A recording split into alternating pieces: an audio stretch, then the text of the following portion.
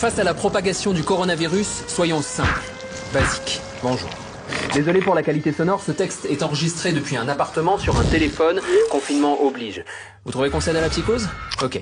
Le coronavirus a une considérable avance sur nous. Il progresse masqué derrière une fausse perception de la réalité. Pour connaître le nombre de malades, il y a deux façons de compter. D'un côté, les cas officiels, testés et donc déclarés, et de l'autre, les cas réels, des personnes contaminées et contagieuses, mais qui parfois n'ont même pas le moindre symptôme. En Chine, entre le 8 décembre et le 22 janvier, 444 cas sont officiellement recensés. Dans les semaines qui suivent, les malades affluent dans les hôpitaux chinois. Parmi eux, de nombreux cas sont diagnostiqués positifs. Les équipes chinoises leur demandent à quand remonte l'apparition des symptômes. Et ils découvrent ainsi, après coup, une estimation des cas réels sur cette même période. Environ 12 000.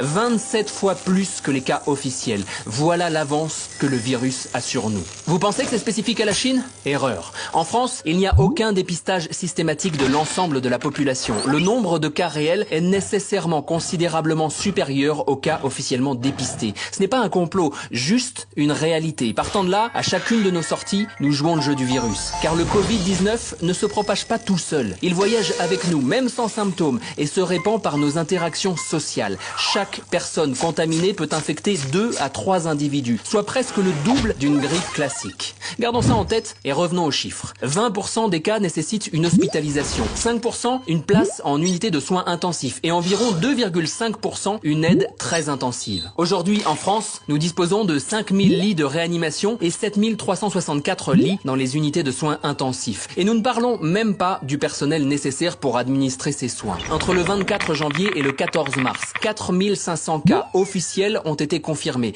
ce qui veut dire que le nombre de cas réels est nécessairement largement supérieur. À 60 000 cas confirmés, nos hôpitaux seront saturés par ces petits 20% de cas graves.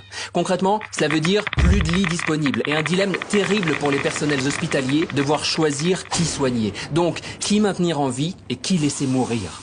Dernier détail, le taux de mortalité de la grippe saisonnière est de 0,1%. Celui du coronavirus varie entre 0,5 et 5%. L'écart est simple à expliquer. Dans les pays ayant appliqué rapidement un confinement strict, comme la Corée du Sud, le taux de mortalité est sous les 1%. Dans les autres pays, comme l'Italie ou l'Iran, il varie entre 3 et 5%. Tarder à se confiner, c'est augmenter le nombre de morts de plusieurs milliers, voire dizaines de milliers. Voilà la réalité. Violente, brutale. Il n'est même plus question aujourd'hui d'empêcher la surcharge des hôpitaux, c'est sans doute déjà trop tard. Par contre, nous pouvons toutes et tous limiter cet engorgement, en limitant radicalement toutes nos interactions sociales. Toutes. C'est l'unique moyen de contenir la propagation du virus. Restez chez vous, c'est impératif. Et ne sortez que pour l'essentiel. Vous aurez peut-être l'impression de vous isoler, mais aucun acte ne sera plus collectif et solidaire que celui-ci.